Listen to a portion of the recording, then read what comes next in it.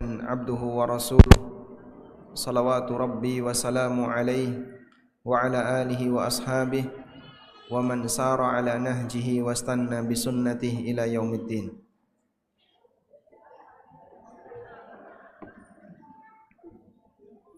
Alhamdulillah, di waktu duha yang cerah ini kembali kita melanjutkan kajian rutin di Masjid Agung Pesantren Gratis Klaten. Dan kita masih membahas buku Prinsip Hidupku. Baik cetakan pertama maupun kedua itu isinya sama, yang beda covernya ya. Sekarang kita mau bahas halaman berapa? Halaman 35. Judulnya apa? Dahulukan yang paling penting. Baik. Ada alarm terus yang nyala apa itu? Baik, kita lanjutkan. Dahulukan yang paling penting. Jadi kita paham bahwasanya dalam hidup ini ada banyak sekali kegiatan. Ada banyak sekali aneka aktivitas. Sementara kita tidak punya kemampuan untuk melakukan semuanya dalam waktu bersamaan. Sebab manusia itu hanya bisa melakukan satu aktivitas saja. Itulah keterbatasan manusia. Makanya Allah Subhanahu wa taala menunjukkan bagaimana maha kuasanya. Allah mengatakan kulla yaumin huwa fi sya'n. Setiap hari Allah dalam urusan. Artinya Allah Subhanahu wa taala zat yang maha kuasa. Dia punya banyak sekali urusan, ketetapan, baik berkaitan dengan masalah takdir maupun berkaitan dengan masalah aturan. Dan semuanya dilakukan oleh Allah dengan kuasanya, tanpa ada kesulitan sedikit pun. Wa dzalika 'alallahi yasir, dan itu mudah bagi Allah. Sehingga misalnya ya, dalam satu tempat seperti ini, jumlahnya ada berapa ini? Ada 200, 300 kurang lebih ya. Ada 300 orang. Saat 300 orang itu berdoa di satu tempat yang sama, doanya sama atau beda? Beda. Ono sing njaluk A, ono sing njaluk B, ono sing mikir utang, ono sing mikir utang meneh. Sehingga masing-masing punya doa yang berbeda-beda. Apakah Allah bisa mendengarkan semuanya? Bisa. Kalau manusia kan nggak bisa ya. Jadi kalau Anda berada di sini, saya ngomong, tapi sebelah Anda rodok cerewet saidik, terus ngejak ngobrol, sudah nggak bisa fokus ke depan.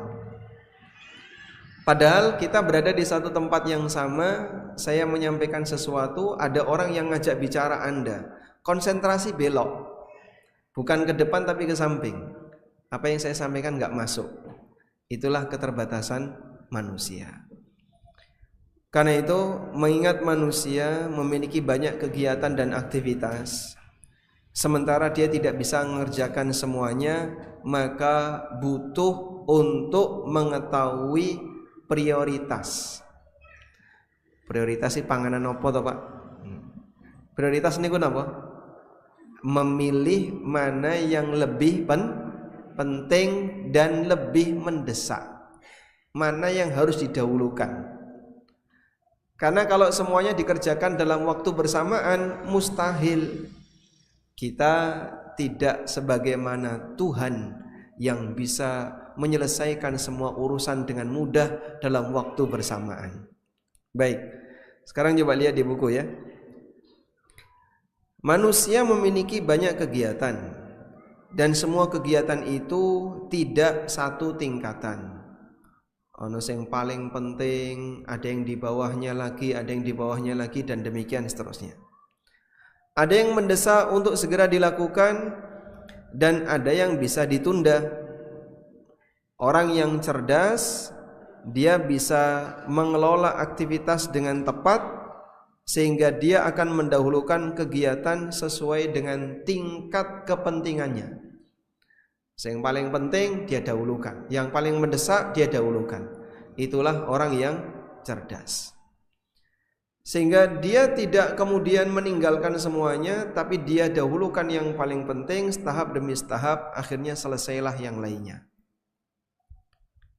Dalam Islam kita diperkenalkan dengan tingkatan nilai kepentingan itu. Dalam hal materi, ilmu akidah menjadi prioritas. Menyusul berikutnya adalah ilmu masalah amalan wajib yang menjadi rukun Islam, seperti sholat, zakat, puasa, dan haji. Jadi dalam hal belajar saja ilmu niku macam-macam. Wonten ilmu sing paling penting nek ra ngerti dosa. Ilmu napa niku? Ilmu wajib. Ilmu wajib niku kalau orangnya enggak ngerti napa? Dosa. Contoh ilmu wajib pripun, Pak? Misalnya ilmu bagaimana cara menjalankan ibadah wajib sing bener agar sah. Niku napa hukumnya? Ilmu wajib. Ilmu tentang cara berwudu, ilmu tentang cara bersuci. Nyuwun pangapunten, ada orang yang anaknya sudah 3, sudah 4 tapi ra ngerti mandi wajib. Sampai nggih kemarin tuh sempat ada komentar ya. Setelah saya nonton video ini, setelah saya baca buku ini, saya baru tahu kalau habis hubungan badan harus mandi. Masya Allah. Lah wis pirang tahun nikah, wis tuwa wong. Ada orang seperti itu. Dia mungkin mandi setiap hari bisa 2-3 kali. Tapi tidak ada niat untuk mandi menghilangkan hadas. Tidak ada niat mandi wajib. Maka dia enggak tahu ilmu bagian yang wajib. Wong sing kaya ngene hukume pripun? Dosa. Ra ngerti, ra gelem sinau, dosa. Sebab manusia pertama itu nabi. Artinya diberi wahyu oleh Allah. Sehingga manusia pertama itu bukan kewan. Ya, katanya kan evolusi dari monyet terus jadi menungso. Berarti menungso itu yang pertama kali bodoh, kayak kewan gitu. Lalu belajar jadi pinter. Ini salah. Manusia pertama itu sinten? Adam. Beliau seorang nabi, dapat wahyu, ngerti banyak ilmu. Wa 'allama Adamal asma'a kullaha. Allah ajarkan kepada Adam semua nama, sehingga Adam ngerti aneka ilmu. Maka manusia pertama itu pinter. Wong pinter namanya Nabi Adam alaihissalam. Lalu turun-temurun terlahirlah generasi ke generasi berikutnya, dan Allah bimbing dengan para nabi, dengan para nabi-nabi setelahnya. Diberi wahyu oleh Allah. Di saat itulah yang membedakan antara wong pinter karo wong bodoh adalah sapa sing gelem belajar dan tidak mau belajar. Yang mau belajar dia jadi wong pinter, sing ora gelem belajar bertahan dalam kebodohan. Baik. Selanjutnya, jadi dalam urusan belajar itu ada prioritas. Ono ilmu yang namanya ilmu wajib, ada ilmu yang tingkatannya di bawahnya, ada ilmu yang tingkatannya di bawahnya lagi, dan demikian seterusnya. Selanjutnya, kita sebagai muslim harus punya ilmu wajib itu. Jadi jangan sampai membiarkan tidak tahu bagian yang wajib. Pak, contohnya napa mawon Pak ilmu wajib. Saya sebutkan ya. Dan nanti Anda harus mencarinya. 1. Ilmu tentang cara bersuci. Kudu ngerti. Kalau saya tanya bagaimana cara wudhu yang sah, bisa jawab enggak? Sakit insyaallah ya. Alhamdulillah. Yang bisa seperti ini berarti ngerti ilmu wajib masalah wudhu. Yang kedua, paham tentang najis. Mana yang najis, mana yang bukan najis, mana yang menyebabkan hadas, mana yang bukan hadas, harus paham. Masih banyak wanita yang enggak ngerti tentang aturan haid, sehingga haid poso. Haid itu puasa. Karena dia enggak ngerti. Ini bukan haid, itu haid, tapi dia puasa. Ada juga wanita yang bingung ketika mengalami haid. Sehingga sholat enggak ya, maju mundur rasido. Nah, berarti dia belum memiliki ilmu wajib. Apa yang terjadi pada masing-masing hamba terkadang berbeda dengan yang lain. Selanjutnya, ilmu berkaitan dengan ibadah wajib yang lain seperti sholat, poso. Kalau jenengan punya harta yang wajib dizakati, harus paham tentang bagaimana cara mengeluarkan zakat. Yang mau haji harus paham tentang bagaimana cara melakukan haji yang benar. Ilmu seperti ini ilmu wajib. Kemudian juga ilmu masalah keyakinan yang benar, akidah yang benar niku seperti apa. Itu juga masuk kategori ilmu wajib. Apabila seorang muslim merasa aku kok gak ngerti tentang ini ya, dia wajib untuk segera mempelajarinya. Lalu sinau pripun Pak? Ya dia bisa beli buku. Alhamdulillah kalau sekarang cukup dengan nonton kajian sudah sangat banyak. Kalau dulu mungkin kangelan, aku pengen belajar agama, kudu lunga ning pondok. Sekarang kan nggak perlu, bisa kelekaran karo merem. Buka YouTube karo kelekaran sama dengan buka YouTube kelekaran sama dengan merem. Jadi dia bisa belajar sambil di kamar, dia bisa belajar sambil beraktivitas. Sakit boten? Dengan cara apa? Nonton video yang bermanfaat. Saya pernah ketemu dengan orang waktu di pesawat ya. Piyambak ini ku download video di ANB channel, terus ditonton di pesawat sambil bawa catatan.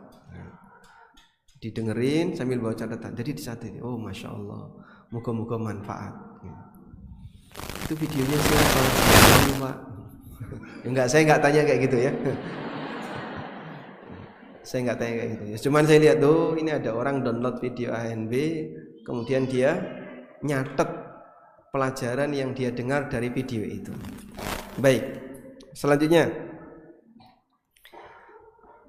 saat Nabi sallallahu lihat kembali ke buku ya. Saat Nabi sallallahu alaihi wasallam mengutus Mu'adz ke Yaman, beliau berpesan. Nabi sallallahu alaihi wasallam menyampaikan sebuah pesan kepada Mu'adz. Mu'adz diutus ke Yaman mau ngapain?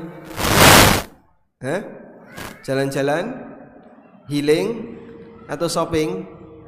Tidak, mau berdakwah. Mu'adz diutus oleh Nabi sallallahu alaihi wasallam ke Yaman untuk berdakwah. Lalu Rasulullah sallallahu alaihi wasallam memberi bekal kepada Mu'adz. Bekal apa yang harus didakwahkan. Kata Rasulullah sallallahu alaihi wasallam, "Innaka sata'ti qauman min ahlil kitab." Kau akan mendatangi masyarakat yang beragama ahlu kitab. Sinten niku? Nasrani. Terutama adalah Nasrani. Jadi penduduk Yaman waktu itu mayoritas beragama Nasrani. Kemudian Nabi SAW mengatakan, "Fa'awwalu ma tad'uuhum ilai." Maka materi pertama yang perlu kau ajarkan kepada mereka adalah syahadati al-syahadata alla ilaha illallah. Sampaikan kepada mereka syahadat la ilaha illallah.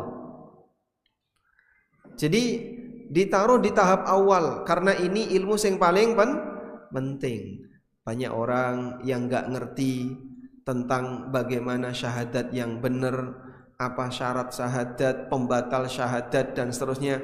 Masih banyak orang yang belum paham. Nek belum paham, bisa jadi dia melakukan pelanggaran tanpa sadar. Lalu kata Nabi SAW, "Fa inhum ata'uka bidzalik." Jika mereka mematuhi apa yang kamu dakwahkan, fa'alimhum, sampaikan kepada mereka, annallaha aftarada alaihim salawatul khams, bahwa Allah Ta'ala mewajibkan kepada mereka salat 5 waktu fi yaumin wa lailah, sehari semalam. Jadi bar ngajari syahadat, ngajarin apa? Salat 5 waktu. Kalau mereka sudah menerima, sampaikan bahwasanya Allah mewajibkan kepada mereka zakat. Selesai ngajari salat, ngajari zakat. Itu contoh napa? Prioritas atau urutan yang perlu dipelajari oleh seorang hamba ketika dia menjadi seorang muslim. Wallahu alam. Selanjutnya, dalam Islam kita juga diperkenalkan dengan tingkatan hukum dalam beramal. Ada wajib, ada sunnah, ada mubah, ada makruh, ada haram. Dan setiap muslim harus mengenalnya agar dia bisa mengukur nilai prioritas dalam beramal. Sehingga kalau jenengan dihadapkan pada dua pilihan antara wajib dengan sunnah, dahulukan yang mana? Kenapa? Karena yang wajib ini ya wajib. Karena yang wajib kalau ditinggalkan dosa. Kalau sunnah tidak berdosa.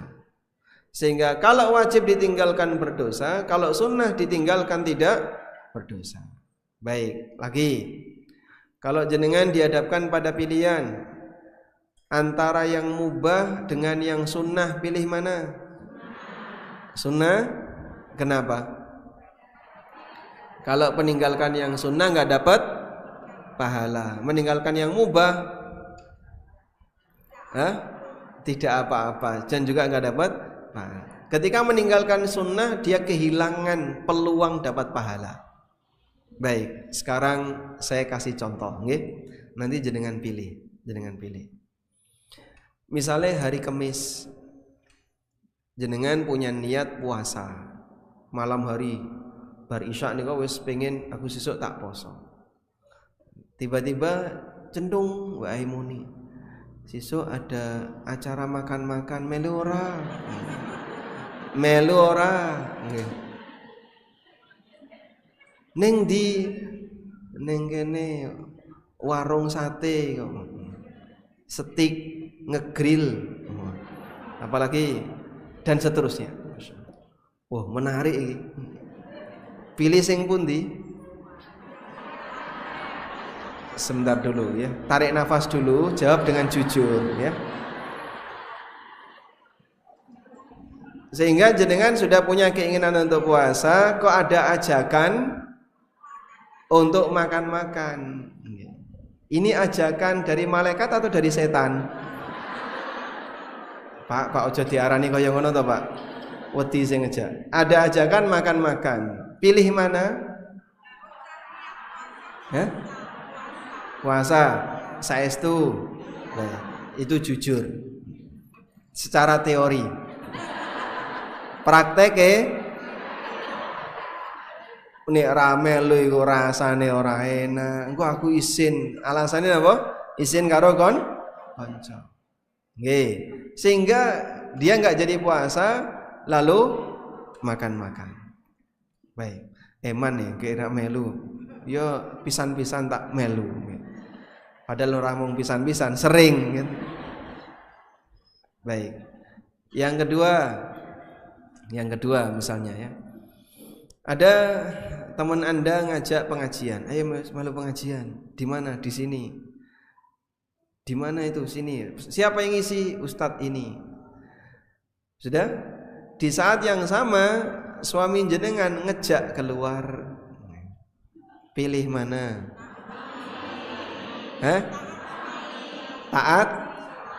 Suami ngejak ning sawah loh niki.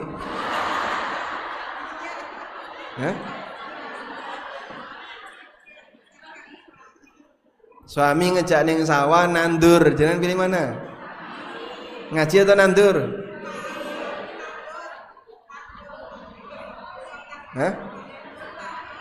Gimana? Milih suami. Kenapa? Karena yang ini wajib. Sehingga mengenali hukum saja kita sudah bisa menilai mana yang harus saya dahulukan. Maka orang yang cerdas, dia ngerti apa yang harus saya dahulukan. Dia ngerti prioritas. Kalau orang ngerti prioritas, insya Allah hidupnya akan dalam kondisi aman. Dia tahu apa yang harus dia kerjakan. Banyak lagi contoh yang lainnya. Makanya sampai Nabi SAW pernah menyebutkannya. Ketika seorang suami meminta istrinya untuk menemaninya di ranjang, walau ala qatabin, walaupun sang istri sedang berada di atas kendaraan, disuruh apa? Turun. Meskipun sedang masak di tanur, sedang masak di tungku, tinggalkan. Nek gosong ora apa-apa. Karena ini masalah apa? Prioritas. Sing tanggung jawab nek gosong sinten? Suami. Karena sing ngejak sinten?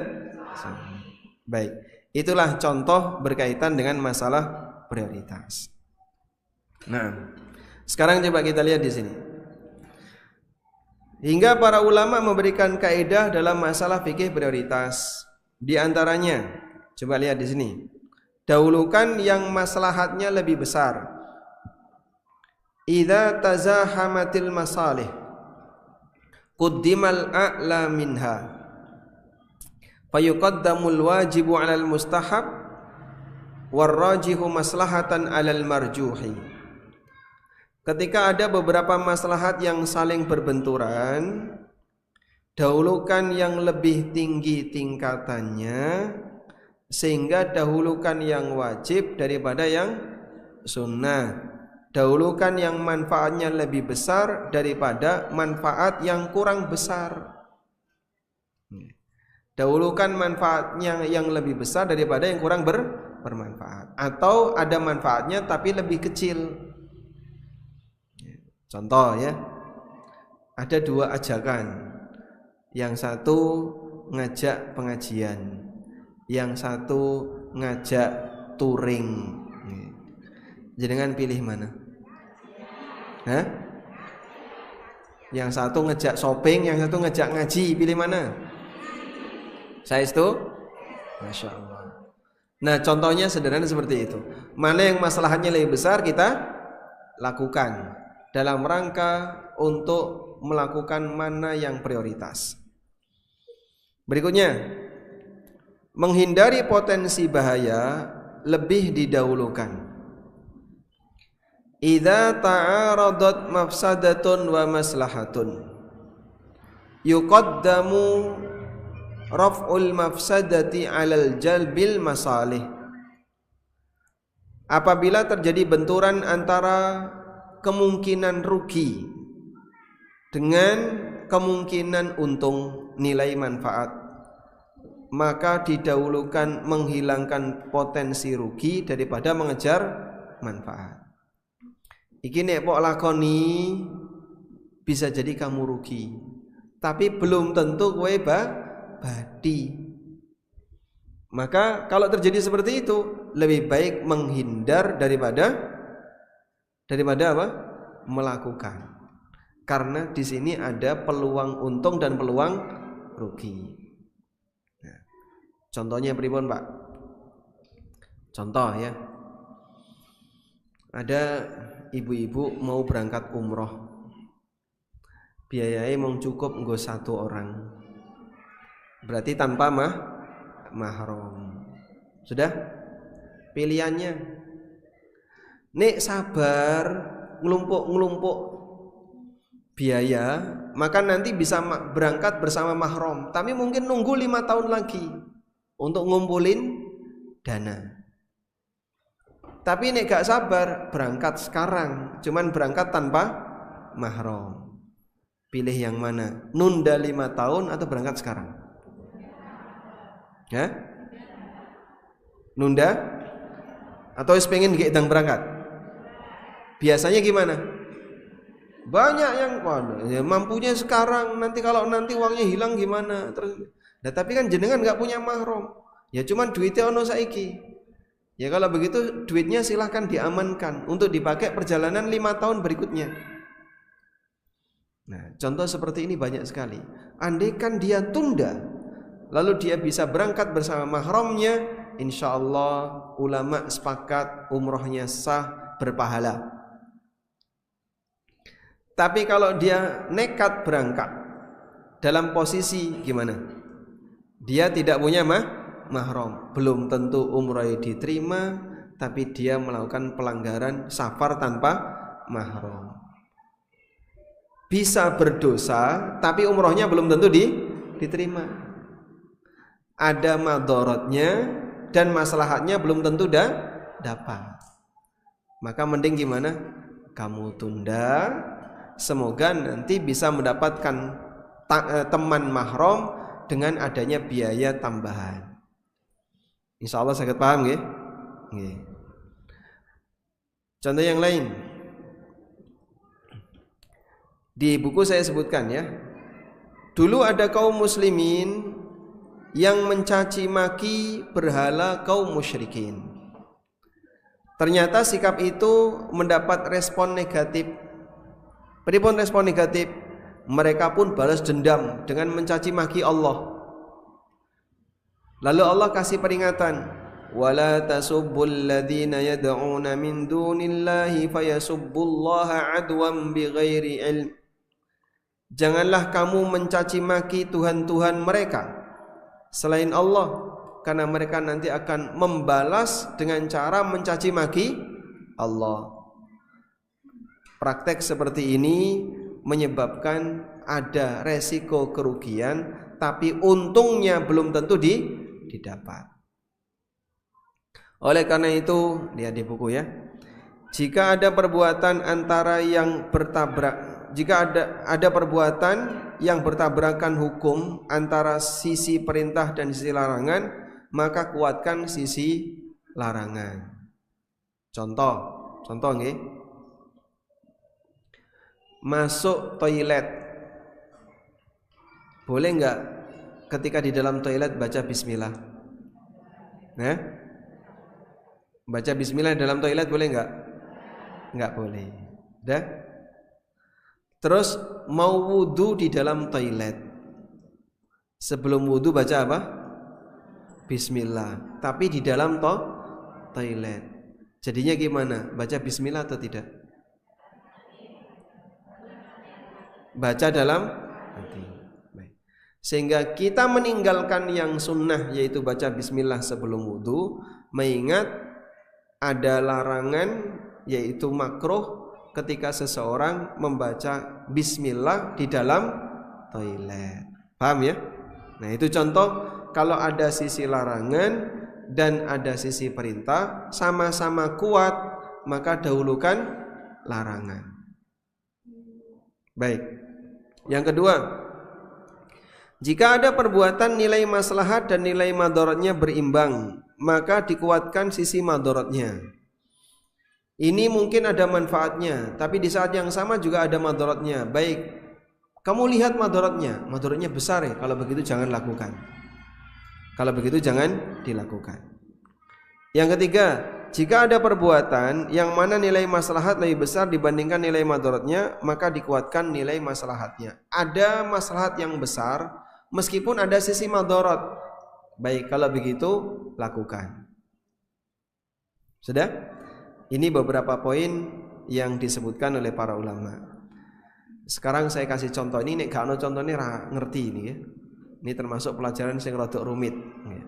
Apa meneh karo ngantuk ora bakalan mlebu. Makanya kudu fokus. Nah, saya tanya sekarang ya. Jenengan mau puasa sunnah, tapi misalnya ibu saya ngejak makan di luar, lebih baik mana, puasa atau makan di luar? Kenapa? Hah? Birrul, menghormati orang tua. Begitu ya? Baik. Contoh yang lain ya. Jenengan mau puasa sunnah, tapi suami di rumah. Apa yang harus dilakukan? Minta izin. Betul, bukan nggak jadi puasa ya, tapi minta izin. Syukur iso ngejak, puasa sisan mas. Nanti tak jajak ke. Nah, jadi jenengan nanti jajan dalam rangka untuk apa? Berbuka. Baik. Tapi kalau nggak izin, nggak boleh.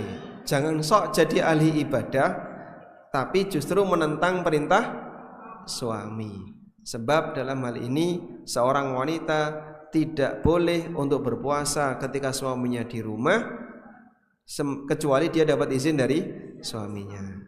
Baik, selanjutnya sedang goreng ikan, anak rewel, bengok-bengok, tantrum, suami Anda tidur. Dah, satu, mateni kompor, gendong anak. Dua, nyeluk sing lanang,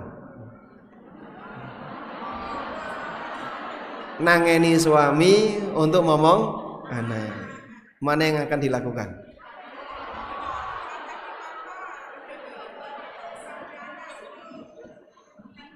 Sebentar dulu, yang jujur kalau jawab ya. Sesuai kebiasaan yang sudah Anda lakukan selama bertahun-tahun. Ini kalau disinkronkan mungkin jawabannya beda. Hah? Matikan kompor, gendong anak, nangeni sing lanang. Kayak gitu. Jadi pilihannya ganggu wong turu atau pripun? Bahaya. Ya, sekarang pilihannya jenengan menunda kegiatan masak karena momong anak, atau nangeni sing lanang ngajak momong anak. Yang mana? Hah? Lah, ini bapak nembe sare. Nggih.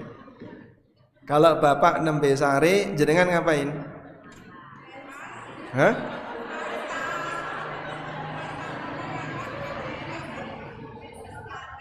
Pripun, Bu? Melu sare. Mateni kompor melu sare. Niki sing paling pinter niki. Hah? Tidak wajib untuk masak ya. Makanya beli saja. Baik, lanjut ya. Nah, yang seperti ini kan kita jadi lihat, oh mana yang lebih maslahat, mana yang lebih wajib, dan seterusnya. Jadi ketahuan ya, hanya dalam kehidupan rumah tangga. Nah, contoh yang lain,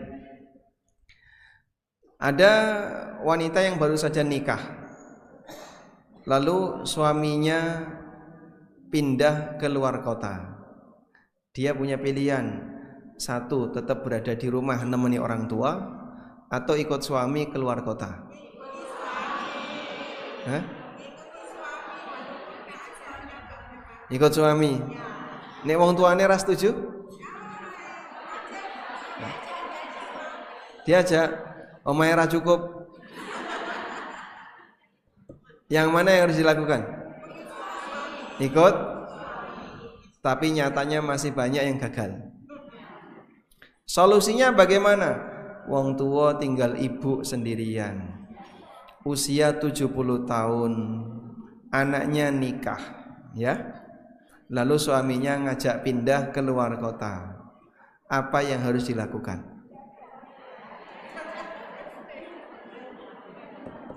Apa yang harus dilakukan? Pripun? Gimana?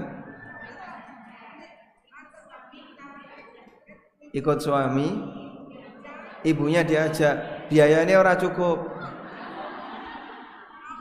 Banyak manten baru itu hanya cukup berdua. Kalau ada orang ketiga, tempatnya nggak cukup, biayanya nggak cukup, apalagi di Jakarta. Apa yang harus dilakukan?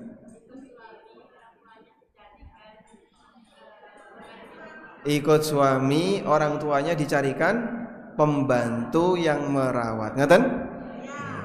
Nek duwe duit. Nek ra duwe duit ngembayari pembantu? Insyaallah.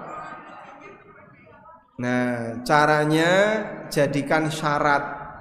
Caranya jadikan apa? Syarat.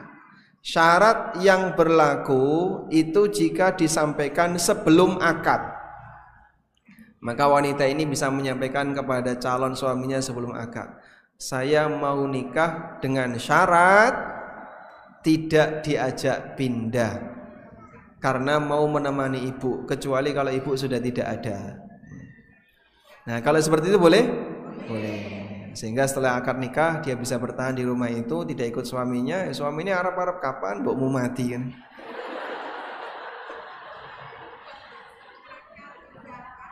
Baik. Tapi seperti ini boleh ya.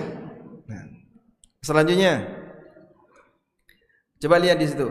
Dahulukan yang waktunya terbatas daripada ibadah yang waktunya masih longgar. Sekarang kita kasih contoh. Ini kan wonten garis-garis nggih. Makanya jenengan isi. Saat azan berkumandang, si A sedang membaca Al-Qur'an. Apa yang harus dilakukan oleh si A? Hah? Pripun? Berhenti, terus mendengarkan pintar, tulis di situ ya. Itu kan butuh jawab. Bacaan Al-Qur'an berhenti sebentar untuk menjawab adzan, karena menjawab adzan itu waktunya terbatas. Membaca Quran bisa dilakukan setelahnya. Gitu? Baik. Contoh yang lain Pak, sedang pengajian ada di masjid pesantren gratis Klaten. Koncone ngejak bahas arisan. Apa yang harus dilakukan? Hah? Bro? Ngaji dulu. Tapi koncone ngejak bahas arisan. Pindah tempat ya. Koncone ditinggal. Wah, iso bar kajian ngamuk itu. Terus yang harus dilakukan gimana Pak? Ini kok ngejak ngarisan? Ya, temannya diminta diam. Nek ra iso meneng, ya didiamkan. Sampaikan ya. Waktu untuk bahas ini masih longgar. Bisa kita lakukan setelah kajian. Sementara kajian waktunya terbatas, hanya pas pengajian. Maka dahulukan yang terbatas daripada yang waktunya longgar. Paham ya? Baik. Selanjutnya, dahulukan amalan yang sesuai waktunya daripada amalan yang waktunya longgar. Tadi sudah kita bahas, tapi di sini ada keterangan tambahan. Ibnu Qayyim mengatakan, "Inna afdhalal ibadati al-amalu ala mardati rabbi fi kulli waqtin." Sesungguhnya ibadah yang paling afdal adalah beramal untuk mengejar ridha Allah di masing-masing waktunya.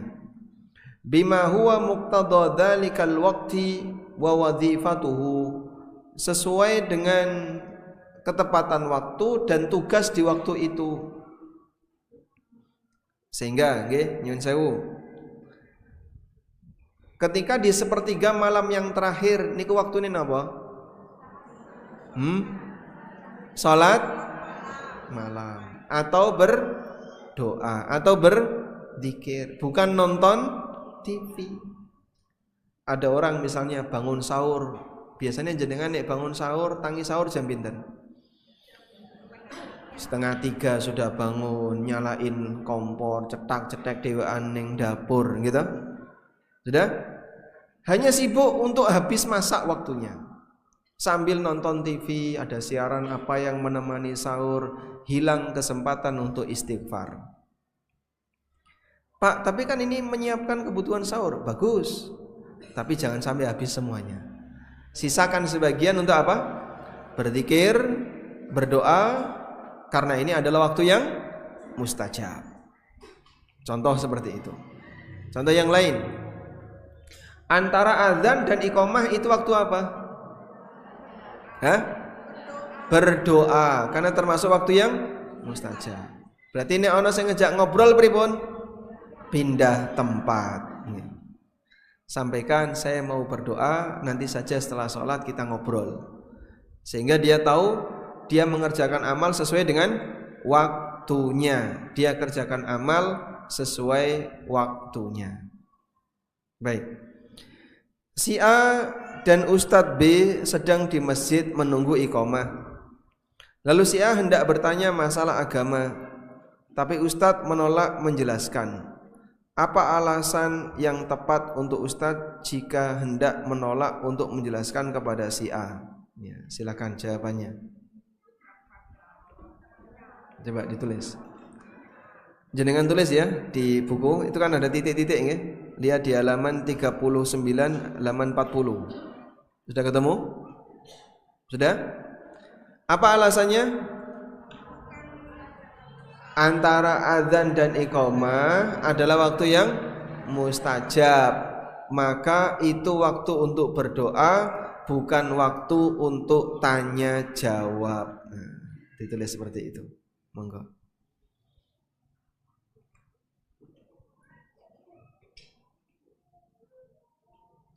Sudah?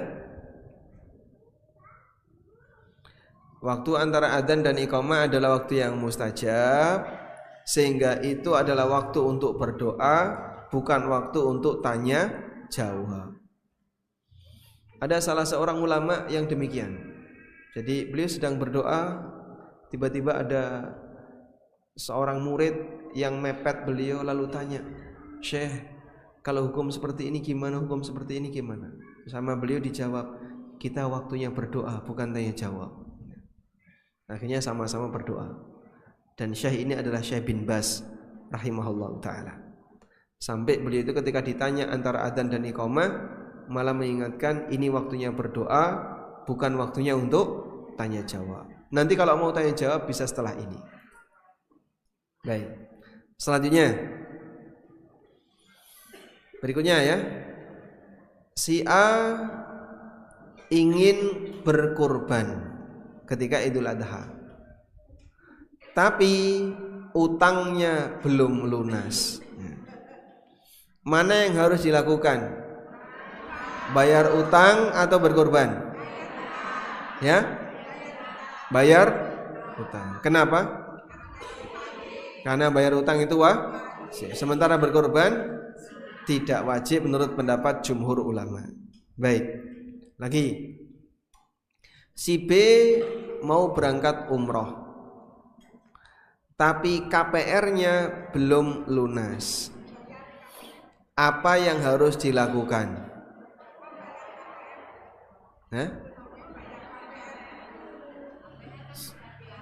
KPR bisa diangsur. Kalau umroh nggak bisa diangsur. Si B mau umroh tapi KPR-nya belum lunas. Apa yang harus dilakukan? Lunasi KPR dulu, terus berangkat umroh, duitin entek. Apa yang harus dilakukan? Nah, ya bisa ditunda. Enggak bisa ditunda. Baik. Ulama menjelaskan seperti ini. Utang itu ada dua ya. Pertama, utang yang mendesak untuk dibayar. Apabila utang itu mendesak untuk dibayar, maka yang membawa piutang tidak boleh menunda, apalagi dipakai kegiatan yang tidak wajib. Contoh, dipakai untuk sedekah, dipakai untuk kurban, dipakai untuk umroh, padahal utangnya belum dibayar dan mendesak untuk dibayar. Yang kedua, utang yang tidak mendesak untuk dibayar. Bagi orang yang punya utang tidak mendesak untuk dibayar, contohnya utang KPR, ini kok kan dicicil nggih? Cicil, maka dalam kondisi ini dia boleh berangkat umroh, yang penting tidak mengganggu cicilan. Ngerti nggih? Baik, selanjutnya. Ada dua jenis utang. Bulan ini si A harus setor arisan, dan di bulan ini pula si A harus bayar SPP sekolah anak. Mana yang harus didahulukan? Saya ulang ya. Antara setor arisan dengan SPP sekolah, mana yang harus didahulukan? Arisan. Bayar SPP, berarti arisannya engko nunggak. Carikan yang lain, wis ora duwe duit. Bayar SPP atau arisan? Hah? Arisan. Kenapa?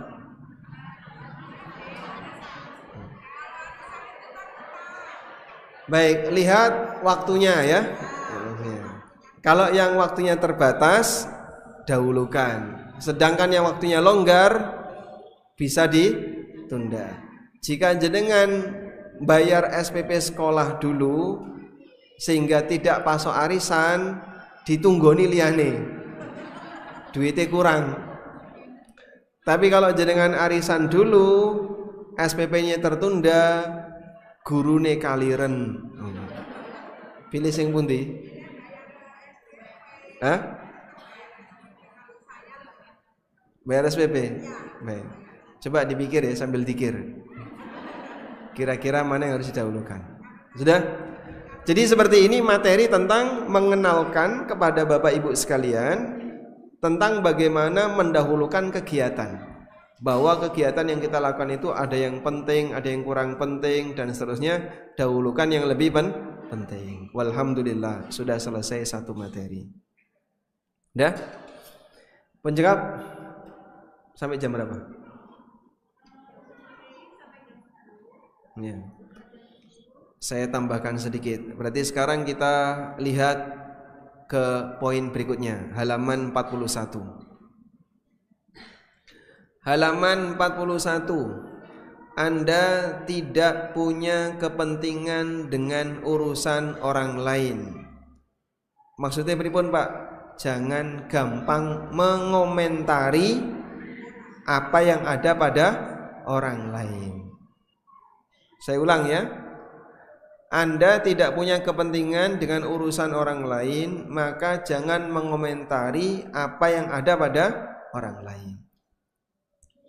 Dari Abu Hurairah radhiyallahu anhu, Rasulullah sallallahu alaihi wasallam pernah bersabda, "Min husni islamil mar'i tarkuhu ma la ya'ni." Min husni islamil mar'i tarkuhu ma la ya'ni. Di antara tanda kesempurnaan Islam seseorang adalah dia meninggalkan apa yang tidak menjadi kepentingannya. Artinya begini, ini bukan urusan saya tidak punya wewenang apapun di situ. Ya wes, rasa dipikir, rasa diurusi, melu-melu ngurusi, malah rugi. Kegiatan kamu masih banyak, jangan ngurusi kegiatan orang lain. Begitu ya. Baik. Contoh,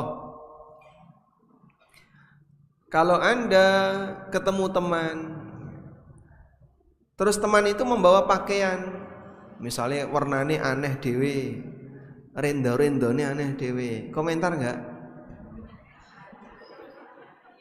Neng buri komentari klambi opo koyo ngene. Lah sing nganggo klambi kan dudu sampean to. Yang pakai baju siapa? Kamu tidak ikut membelikan baju itu, tidak ikut memakai baju itu, ngapain di komentari? Maka tidak perlu kok komentar. Komentar seperti ini berarti dia mengomentari apa yang bukan kepentingannya. Baik, kadang lewat ya, terus ngelewati rumah baru, omah kok dicat kuning. Lagi omah men sapa? Urusanmu apa dengan rumah cat kuning itu? Mau cat kuning, mau cat biru, cat merah kan terserah sing duwe, awakmu ora melu duwe kok. Itu contoh sederhana di mana Nabi sallallahu alaihi wasallam mengajarkan orang yang Islamnya sempurna itu dia fokus dengan dirinya. Tidak ngurusi urusan orang lain. Beda dengan amar ma'ruf nahi munkar ya. Kalau amar ma'ruf nahi munkar kan melihat kemungkaran lalu kita ingatkan, itu boleh. Tapi kalau tidak ada hubungannya dengan amar ma'ruf nahi munkar, apa urusan kamu? Masing-masing orang punya urusan sendiri-sendiri. Bisa dipahami ya? Baik. Contoh yang lain ya. Ada orang yang ikut ngaji, ketemu koncone nggawa anak, terus dikomentari, anak kok rupane kaya ngene. Subhanallah. Lah sing gawe rupa niku sinten? Orang mirip Pak nih, orang mirip Mbok nih, ki mirip sapa? Jadi dia terlalu sibuk dengan hal seperti itu. Apalagi nyuwun sewu, kalau sudah di medsos itu Masya Allah, kadang orang lebih berani, sehingga dia melakukan komentar untuk hal yang itu bukan kepentingannya. Misalnya ya, ada dalam sebuah keluarga beli mobil, tuku mobil kok ngono. Lah kepentinganmu apa? Biarlah dia punya mobil, yang mobil dia, kamu tidak ikut terlibat dalam pembelian. Selanjutnya, para ulama banyak memberikan pujian untuk hadis ini sebagai motivasi agar dipelajari dan dijadikan sebagai prinsip hidup. Coba jenengan lihat itu keterangan Ibnu Rajab. Ibnu Rajab mengatakan, hadzal haditsu aslun min usulil adab. Hadis ini merupakan salah satu prinsip dalam masalah adab. Salah satu di antara prinsip dalam masalah adab.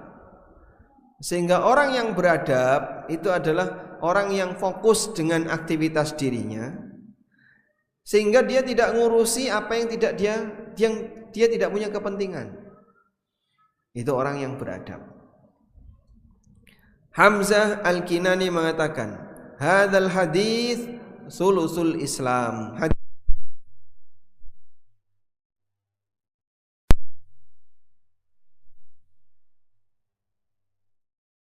Dia tidak ngurusi kegiatan orang lain, maka pahalanya akan lebih besar dan dia lebih terhindar dari kesalahan.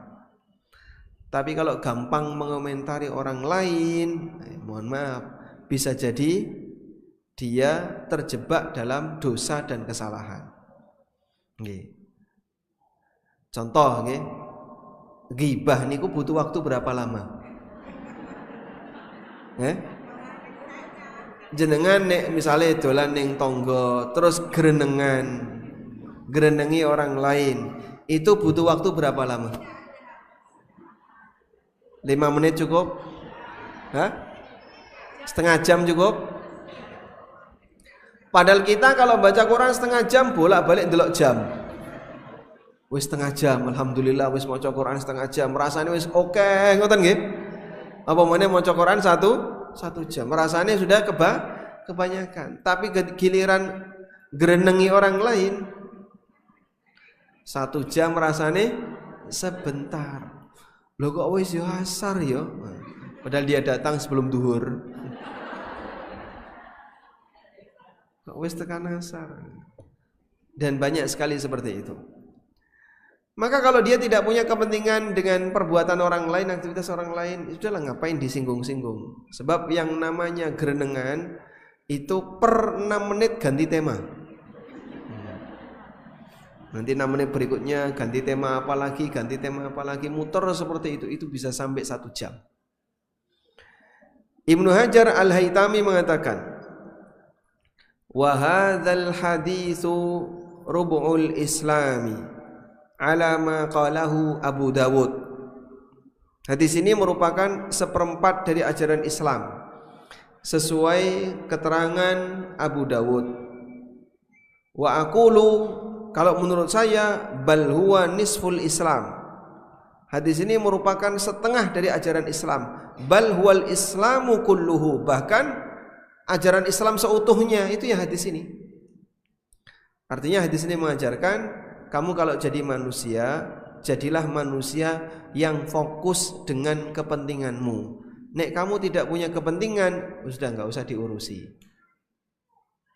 Apalagi mohon maaf ya, kalau sudah membahas keluarga artis, itu rano pucuke gitu. Katanya gini ya, katanya gini, golek-golek ning berita sampai dia scroll berita itu rantentek. Baca satu berita kan nanti ada berita terkait ya, tertarik untuk nunul berita terkait. Nah, baca lagi, oh ini ada berita bagus, terus mencet lagi, terus muter seperti itu. Sehingga terkadang sampai kehormatan sebagian orang itu digrogoti gara-gara orang terlalu sibuk dengan masalah yang dihadapi oleh orang lain. Masya Allah. Ada ustadz misalnya, terus jadi rame. Berita apa? Berita viral, ustadz viral, ustadzah viral, seperti itu. Nah, bagi mereka yang kenal dengan prinsip ini, dia akan mengatakan, aku kurang gubris, ono berita kok yang buat apa saya perhatikan.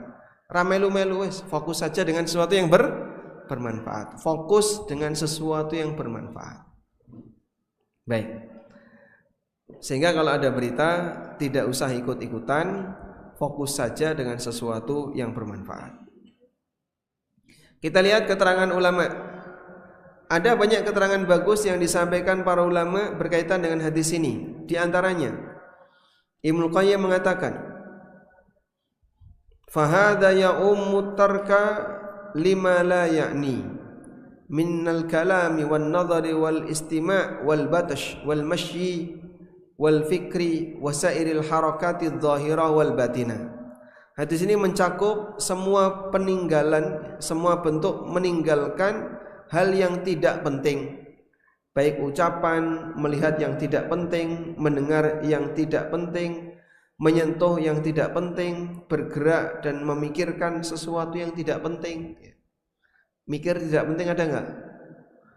Kok yang ngono wis langsung mbok pikir, tapi aku ora ilang-ilang e. Ojo dipikir, ora penting, tapi aku tetap mikir. Ada orang yang mutar-muter mikir sesuatu yang tidak penting. Kan ada model orang yang terlalu gampang was-was ya. Jadi pikirannya gampang terganggu. Termasuk diantaranya gerakan lahir batin. Fahadi kalimatun syafiyah minal wara'. Sehingga ini merupakan kunci tentang wara'. Kunci wara' itu apa? Dia hanya melakukan sesuatu yang ada nilai pahalanya, yang penting saja. Demikianlah bagaimana semangat seorang hamba yang dia selalu memperhatikan mana yang paling penting.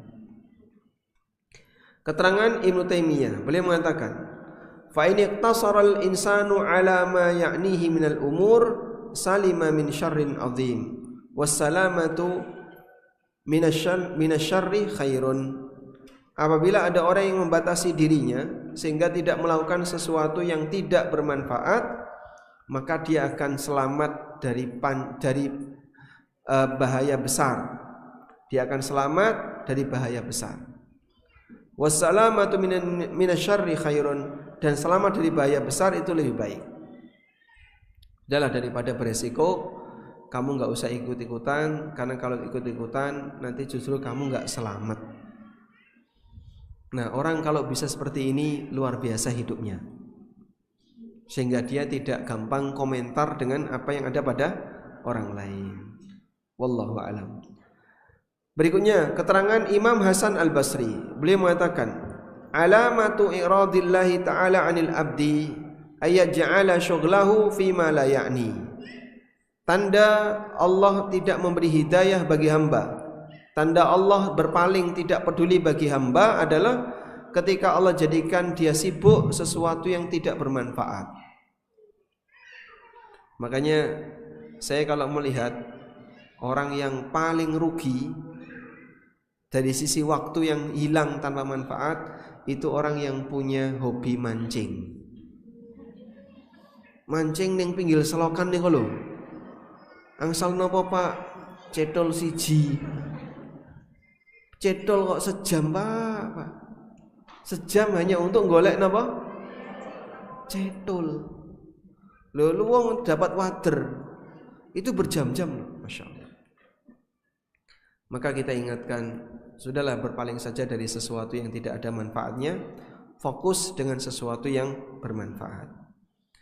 Subhanallah, keterangan para ulama di atas sudah sangat mencukupi untuk menjadi tambahan penjelasan, sehingga bandingkan dengan orang yang setiap hari obrolannya masalah politik, ekonomi global, rumah tangga, arisan, termasuk rumah tangga ustadz. dan aneka masalah yang sebenarnya itu bukan kepentingannya.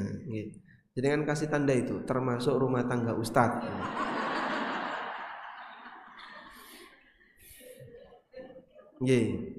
Jadi orang terkenal itu enak nggak? Hah? Coba yang pengen terkenal angkat tangan. Pengen terkenal. Resiko orang kalau terkenal itu biasanya privasinya terganggu. Privasinya terganggu. Jadi banyak orang yang kepo-kepo terus pengen buka rahasia gitu. Apa yang terjadi pada Ustadz? Itu resiko bagi orang yang terkenal. Makanya kalau orang biasa punya kasus rumah tangga, ya biasa saja. Tapi kalau orang terkenal punya kasus rumah tangga, rame se-Indonesia. Ngoten nggih? Demikianlah yang terjadi karena masyarakat kita terlalu sibuk dengan sesuatu yang tidak berarti. Oleh karena itu berlatihlah untuk tidak terlalu kepo dengan sesuatu yang kita tidak punya kepentingan. Kalau piyambak niku pernah nyari di Google ya. Sebenarnya apa sih yang banyak dicari dari ANB? Itu sampai ada yang nyari istri Ustadz Aminur Baiz ini. Iki goleki bojoku arep ngopo wong iki.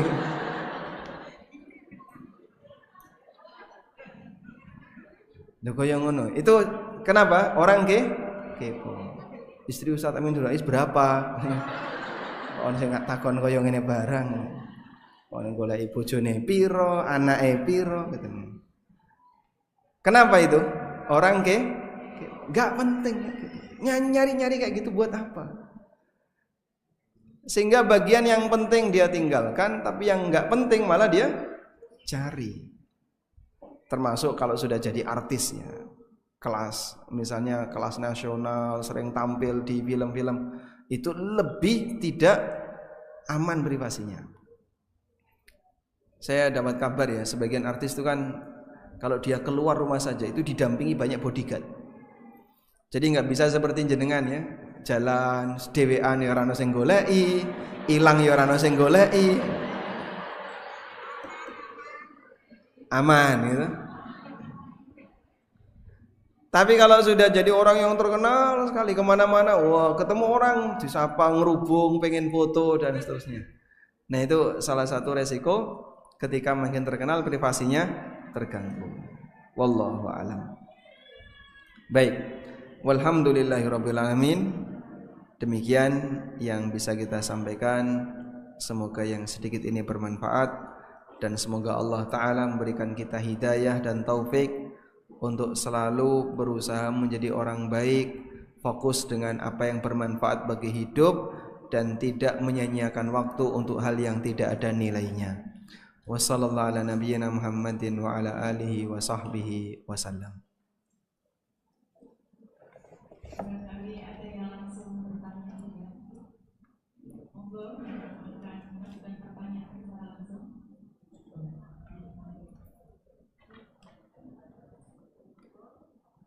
Assalamualaikum warahmatullahi wabarakatuh. Waalaikumsalam. Mohon izin bertanya, Ustaz. Saya seorang istri yang ingin menjalankan puasa sunnah, tapi setiap izin sama suami itu tidak diizinkan atau tidak dibolehkan. Alasannya cuma sakit. Nah, bagaimana kalau misalnya saya puasa tanpa izin, tapi kalau misalnya suami kita dilayani ya, berarti saya membatalkan puasa, itu gimana Ustaz? Baik. Kalau ada ibu-ibu yang puasa sementara suaminya di rumah dalam posisi dia tidak minta izin kepada suaminya, apakah diperbolehkan? Rasulullah sallallahu alaihi wasallam melarang itu. Coba kita lihat hadisnya ya.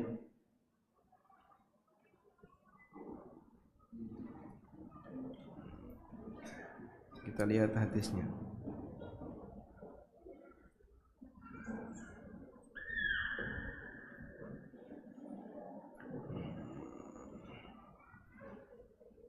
Hadisnya isinya larangan. Dalam hadis dari Abu Hurairah radhiyallahu anhu diriwayatkan oleh Bukhari Muslim. Nabi SAW bersabda, la tasumil mar'atu wa ba'luha syahidun illa biiznihi. Tidak boleh wanita berpuasa sementara suaminya ada di rumah, illa biiznihi, kecuali dengan izinnya. Ya? Di situ ada larangan dari Nabi SAW. Dan kalau kita menggunakan kaidah, jika ada amal yang dilarang kok tetap dilakukan, maka status amal itu batal. Maka puasanya wanita ketika suaminya ada di rumah sementara dia tidak minta izin bisa jadi rano ganjaran.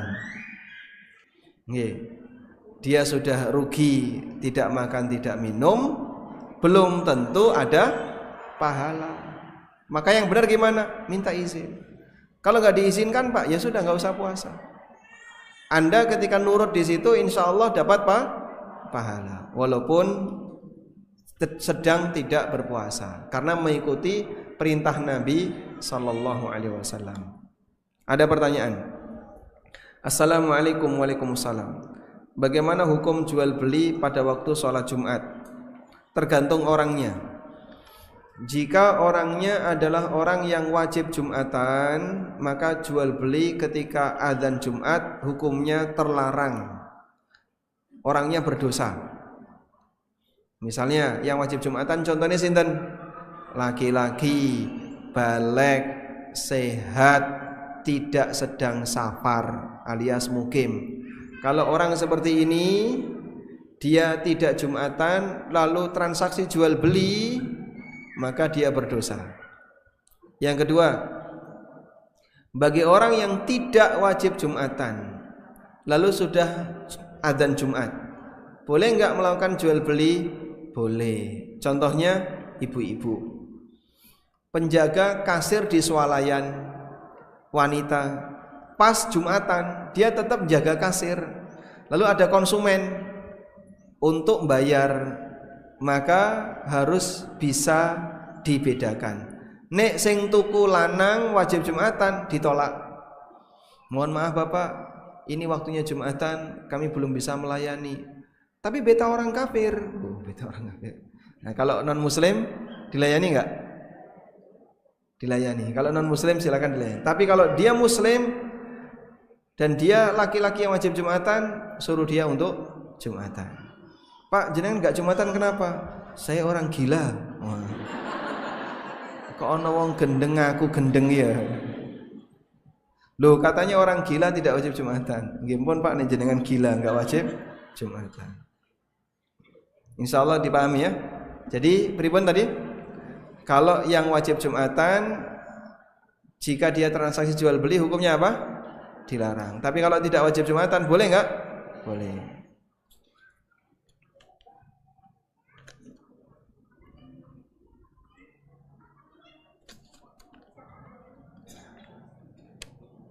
Assalamualaikum warahmatullahi wabarakatuh. Waalaikumsalam warahmatullahi wabarakatuh. Titipan pertanyaan dari teman. Insyaallah. Ini dibayar berapa kayak gini? Sekarang kan ada just tip nih kok ya. Ini just tip tanya jawab. Orang tua gemar meminta uang kepada anak-anaknya untuk kebutuhan yang tidak penting. Dan jika tidak diberikan akan berakibat orang tua akan mengungkit-ungkit. Dan jika sudah mungkin sudah membesarkan sang anak, dan lebih buruknya lagi bisa nekat mencari pinjaman keluar untuk memenuhi keinginannya tersebut. Tentu saja yang mencicil adalah anak-anaknya. Bagaimana seorang anak harus bersikap jika sang anak tidak ikhlas? Apakah berdosa? Bagaimana menciptakan rasa ikhlas? Nah, pernah suatu ketika ada orang Yaman, orang dari Yaman datang ke Mekah melakukan tawaf sambil gendong ibunya. Coba digendong dari rumah sampai Mekah, terus tawaf sambil gendong ibunya. Selesai tawaf sambil gendong ibunya, orang ini kemudian datang kepada Ibnu Umar. Wahai Ibnu Umar, saya gendong ibu dari rumah sampai ke kota Mekah ini, kemudian saya tawaf sambil gendong ibu saya capek. Apakah ini sudah menggantikan jasa ibu kepada saya? Jawab Ibnu Umar, itu tidak cukup untuk menggantikan satu kali ngeden ketika beliau melahirkan kamu. Padahal wanita ketika melahirkan anak kan butuh tenaga yang ekstra, bisa berkali-kali ngeden untuk melahirkan seorang anak. Kata Ibnu Umar, kamu gendong ibumu dari rumah sampai Masjidil Haram, kemudian tawaf sambil gendong ibumu, itu tidak bisa menggantikan satu kali ketika ibumu mengerang saat melahirkan kamu. Masya Allah, demikianlah hak seorang ibu, besar sekali kepada anaknya. Oleh karena itu, jadi anak ketika ibunya minta seperti ini, sepanjang masih bisa diwujudkan dan bukan untuk hal yang haram, silahkan kasih. Ya. Kecuali kalau hal yang haram, ibu minta duit, oh nggih, berarti diagem napa ibu? Ibu arep minum khamr. Nah, itu nggak boleh ya. Masa untuk sesuatu yang mengkonsumsi hal yang haram, nggak boleh. Sampaikan dengan tegas kalau seperti itu nggak boleh. Tapi kalau masih untuk hal yang mubah, misalnya ibu mau ada acara sama teman-teman, tapi acaranya mubah, silakan dikasih. Begitu ya. Karena jasa mereka sangat besar. Kecuali ya, kalau sang ibu melarang anaknya untuk berbuat baik. Kalau selama kebaikan itu wajib, harus tetap dilakukan. Ini ada contoh ya. Sahabat namanya Sa'ad bin Abi Waqqas. Sinten? Sa'ad bin Abi Waqqas. Ketika Sa'ad bin Abi Waqqas ini masuk Islam, ibunya itu enggak ridho. Sampai ibunya ngomong sama Sa'ad, "Wahai Sa'ad, kalau kamu tidak tinggalkan agama Islam, kamu tidak tinggalkan Muhammad, ibu tidak akan makan." Jadi ibunya mogok makan, mogok minum, enggak mau makan, enggak mau minum, memaksa anaknya untuk murtad. Apa kata Sa'ad? "Wahai ibuku, andaikan ibu punya 10 nyawa, lalu ibu gara-gara enggak makan, enggak minum mati terus hidup lagi. Nah, melihat anaknya ternyata belum murtad, tetap lanjut enggak makan minum, mati lagi, hidup lagi 10 kali, aku tidak akan tinggalkan ajaran Nabi Muhammad sallallahu alaihi wasallam."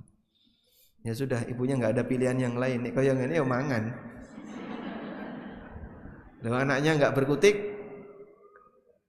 sehingga beliau menghadapi tantangan ibunya ketika Sa'ad bin Abi Waqqas ini masuk Islam. Saya pernah dapat cerita ya. Ada sebuah SD Impres di daerah Gresik, SD Impres ya. Dulu kan ada SD Impres nggih. Saat ini sudah tutup. Lalu ada guru beragama Nasrani dari Jogja. Saking seringnya guru ini berinteraksi dengan kaum muslimin, sampai guru ini tertarik untuk masuk Islam. Tapi dia minta izin sama ibunya. Terus ibunya bilang, "Ya ora apa-apa nek kowe arep mlebu Islam, tapi kowe kudu genteni duduh susuku." Akhirnya anaknya enggak berani, sehingga bertahan dalam kondisi Nasrani. Nah, kalau kayak gini gimana? Arep dibayar piro kula bayar. Karena tidak boleh anak nuruti orang tua untuk melakukan praktek kekafiran. Wallahu a'lam. Bagaimana menjadi petugas kesehatan haji bagi perempuan sudah punya keluarga dan anak dan suami di rumah, tapi suami mengizinkan jadi petugas haji? Nggih boten pareng. Karena nanti Anda melakukan safar tanpa mahram dan di sana berinteraksi dengan lawan jenis, sehingga wallahu a'lam praktek seperti ini akan ada banyak pelanggaran ketika Anda melakukannya tanpa mahram. Enggak boleh ya. Saya menemukan hal yang negatif ya, ketika itu dari beberapa petugas haji. sehingga ini nggak layak dilakukan apalagi di kota suci. Itu terjadi karena hal-hal yang mereka kan jauh dari mahram, kemudian apalagi sudah berkeluarga jauh dari suaminya, mungkin saja melakukan pelanggaran. Ada yang mau bertanya langsung boleh? Tapi ini banyak sekali, gimana ini? Satu aja coba. Ada? Nanti aja selesaikan dulu, nanti di luar acara kita tutup, nanti ibu yang bertanya bisa tanya. Assalamualaikum warahmatullahi wabarakatuh. Waalaikumsalam warahmatullahi wabarakatuh. Saya sudah hijrah dari riba lebih dari 1 tahun, tapi cobaan dari Allah kok tambah berat. Mohon nasihatnya dan doanya. Kita doakan semoga husnul khatimah, ya. Karena tujuan terbesar setelah orang berjalan berkesandung maksiat, dosanya diampuni. Husnul khatimah itu puncaknya. Yang kedua, semoga musibahnya segera diangkat oleh Allah. Yang ketiga, semoga Allah berikan kesabaran sehingga nambahi ganjaran dan menghilangkan dosa masa silam. Nah, begini ceritanya ya. Allah menyebutkan dalam Al-Quran, Am hasibtum an tadkhulul jannata walamma ya'tikum mathalul ladzina khalau min qablikum. Apakah kalian merasa akan dengan mudah dapat surga, sementara kalian belum mendapatkan ujian seperti yang dialami oleh orang-orang sebelum kalian? Baik, maka saya mau tanya, yang mengalami ujian seperti yang disebutkan dalam pertanyaan ini, mana yang lebih berat? Ujian Anda atau Nabi Ayub? Padahal Anda tidak lebih mulia daripada Nabi Ayub. Anda yang mengalami ujian secara ekonomi pasca meninggalkan riba, mana yang lebih berat ujiannya? Ujian Anda atau Siti Hajar? Pripun ujiannya Siti Hajar? Ditinggal suaminya hanya bersama bayinya di sebuah daerah panas kering tanpa kehidupan, gak ada makanan. Mungkin kalau orang zaman sekarang milih bunuh diri daripada bertahan. Suamiku lungo, aku mong loro ning kene karo anakku, anake dipateni, wonge bunuh diri. Itu kalau orang sekarang. Tapi beliau sabar sampai bertahan seperti itu hingga Allah mengeluarkan air Zam-Zam. Hingga Allah mengeluarkan air Zam-Zam. Dan hanya Zam-Zam yang dikonsumsi oleh Ibunda Hajar bersama Ismail, gak ada yang lain. Cuman tiap hari minum Zam-Zam terus. Medina kok mong yo ngombe tok, Pak. Kita saja yang makanannya gonta-ganti kadang bosen. Medina kok lodeh. Lho wis ana duda lodeh sik komentar bendina kok lodeh. Nggih leres ngaten niku. Itu sudah ada makanan yang mungkin warna-warni. Bendina kok soto. Maka manusia zaman sekarang ujiannya lebih ringan, tapi sabarnya yang hilang. Sehingga kita kalau sudah hijrah dari sesuatu yang dilarang, Allah mau membersihkan dosa-dosa yang masih tersisa. Maka selesai hijrah tidak langsung dapat hidup mewah, tapi diuji lagi dalam waktu yang panjang.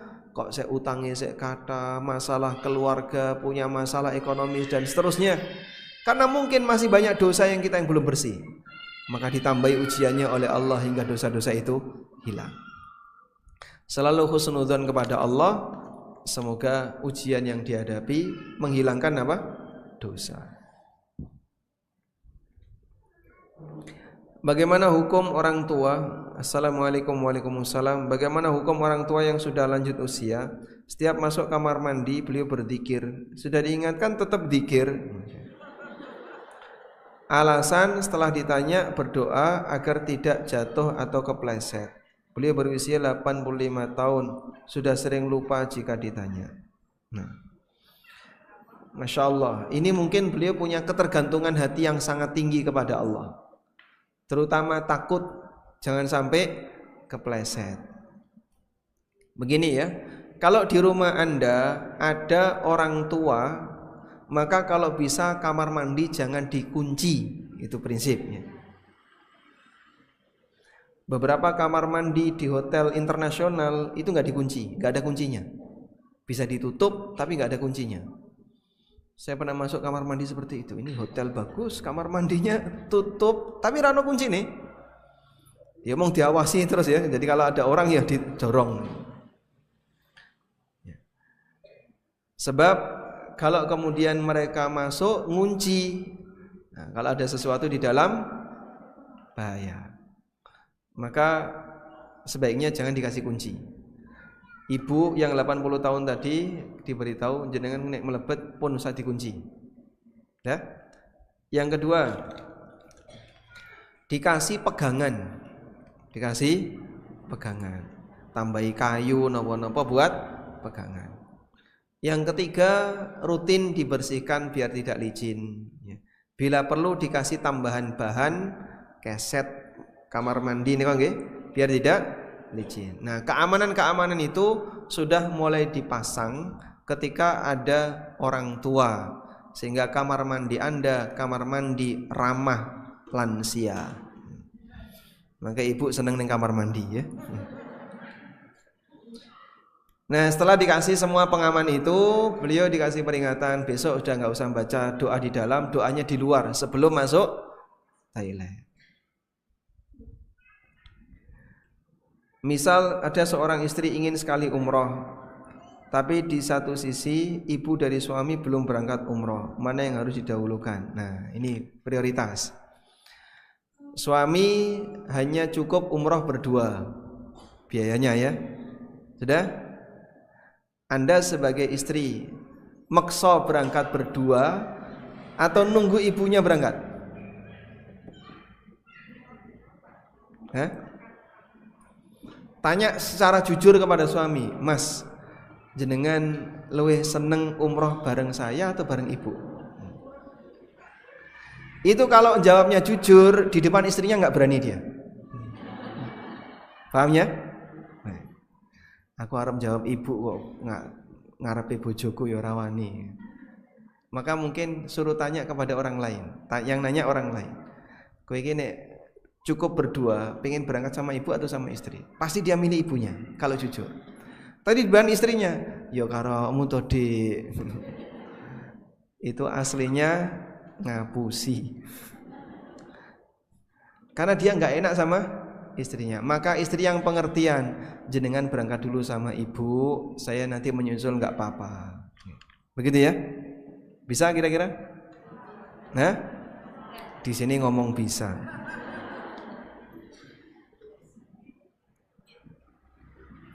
Suami istri ingin sekali membangun rumah, tapi rumah ibu suami sudah waktunya renovasi karena banyak yang rusak. Mana yang harus didahulukan? PR ya. Nanti jadi tugas kelompok. Silahkan berikan jawaban. Mendahulukan yang mana? Renovasi rumah orang tua suami yang sudah banyak bocor, atau membangun rumah pribadi untuk suami istri? Mana yang harus didahulukan? Silahkan dipikir ya. Lebih mendahulukan bayar utang daripada sedekah, atau untuk utang usaha belum lunas padahal juga pengen bersedekah, ya dahulukan sedekah dulu atau utang? Utang. Tergantung tadi ya, utangnya mendesak atau tidak. Ya. Pertanyaan tentang presiden, tanyakan ke presiden aja ya, jangan tanya ke saya. Nanti bingung saya jawab. Ini sampai jam berapa? Dikit lagi ya, 5 menit lagi. Saya single parent, beberapa tahun kerja di rumah untuk memenuhi kebutuhan dan menjaga anak. Semakin kesini kebutuhan semakin besar, sedangkan pemasukan belum mencukupi. Ada kalanya terpikir untuk bekerja keluar rumah, tapi juga takut dengan pertimbangan pergaulan di luar dan nanti bagaimana waktu buat anak. Apa yang harus saya lebih utamakan, keluar untuk memenuhi kebutuhan anak atau harus tega meninggalkan anak? dengan tetap bekerja di rumah dengan keterbatasan tersebut. Baik. Kalau memang sampai pada titik Anda kurang, sehingga kalau hanya di sini saja saya kurang, kebutuhan anak kurang, kebutuhan Anda kurang, sampai di titik itu ya, silakan Anda keluar. Tapi kalau masih cukup, meskipun terbatas, cukup Pak, ya tapi ya ngepas, insya Allah Anda bertahan lebih bagus. Begitu? Jadi pertimbangannya adalah ini sudah darurat atau belum. Kalau darurat ini saya harus keluar, silakan keluar. Tapi belum darurat, masih bisa bertahan, silakan bertahan. Dan walhamdulillah sekarang ada banyak sekali cara berdagang tanpa harus keluar rumah. Jadi apa? Online. Sehingga kerja lagi untuk atau usaha lagi untuk bisnis online, semoga Allah berikan kecukupan sehingga tidak harus keluar rumah. Nah, ini ibu banyak ada tugas berjemput anak, jadi mungkin kita sudah itu. alhamdulillah, masya Allah. Kalau ada pengumuman seperti ini sebaiknya dari awal ya. Bagi ibu-ibu yang ingin bertanya sharing, nanti setelah kajian mohon diberi waktu sebentar ya, 5 menit. Baik. Bagi yang memang butuh sekali untuk sharing sama Ustaz. Baik. Walhamdulillah. Single parent yang paling hebat itu siapa? Hajar radhiyallahu anha.